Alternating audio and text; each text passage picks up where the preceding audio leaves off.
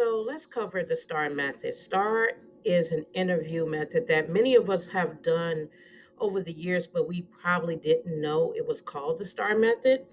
This is usually when you see um, the questions are behavioral questions. They're asking what you did, what was the situation, what task did were you given,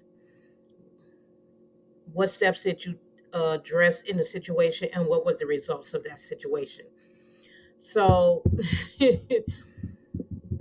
for example, if they usually start off with a question. So tell me about a time when you handled conflict well.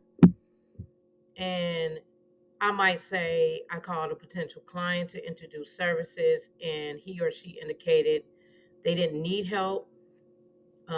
And this would happen a lot of times when I did workers' compensation. And a lot of them would say, "Look, this is my job. I work as a material handler. I can't return to work. I introduce my name, my position. I provide assistance. I help this person to explore their situation, and then the the action that I would take is that letting them know that I'm going to help coordinate them coming back to work, helping to get them cleared, and etc. Um, and then the result would be the person was able to return to work in a period of time of 120 days, or the person continued to be out of work until they get their permanency. But your situation may be different. You might apply that to your customer service role. You might they might even ask you about, how do you handle um, conflict with an employee. Again, you have to do the STAR method. And that I would say, I was new to, a client was new to workers' compensation, angrily called, demanded assistance for a check. Uh, uh, T, I explained I was not an appropriate party. I managed claim assistance. However, I could refer them over to the claim examiner. Uh, A, I gave the employee details about how to submit their medical restrictions, giving our information, our fax number, so they can supply whatever information, and also refer them over to other staff members that can help them with the other aspects of their claim.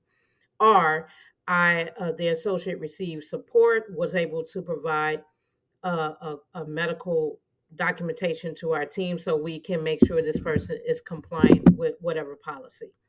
Again, the STAR method, you are setting, you're giving this employer the option to hear how you handle conflict, how you deal with unexpected moments, how you deal with customers, internal and external customers, meaning supervisors, employees, or the clients that you're working with. You need to be specific. You need to set the stage when you start off talking about the situation. You need to tell them what was your responsibility. In my role as employment specialist, in my role as a customer service representative, whatever. What action did you take? What did you do? And what were the results? What are the results that you had um, 10 to 20 uh, achievements in a quarter? What your situation was. You need to explain it. And the STAR method is something that we have all done. When they start asking all those behavioral questions, um, I would write down anticipated questions. They even ask, what's your greatest achievement? What have you ever faced conflict with a coworker? How do you resolve the situation? um, there are sites, and I will try to post a link down here that talks about the STAR method so you can get more information. Let me know if you have ever done the STAR method. I'm sure you have. You probably don't know that you have done it, but you have. And if you successfully answer this question, you will move on to getting an offer. these interviewers in a panel discussions or whatever it is that you're doing, whether it's one on one or a panel, meaning it's more than one person asking a question. I actually had a panel interview to get my current position. There were four people, no, three people that asked me questions. A couple of them were supervisors, a couple of them were colleagues that I would end up working with.